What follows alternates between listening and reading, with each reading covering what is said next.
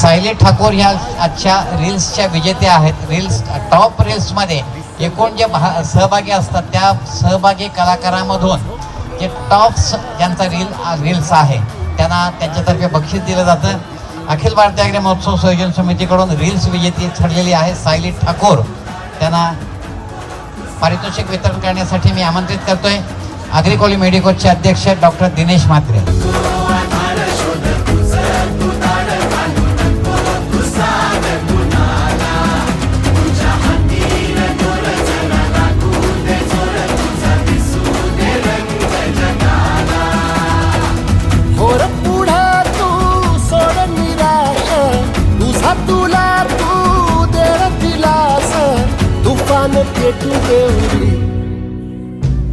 माई भुकाटा रुतल काटा दिसल वाट तुझी.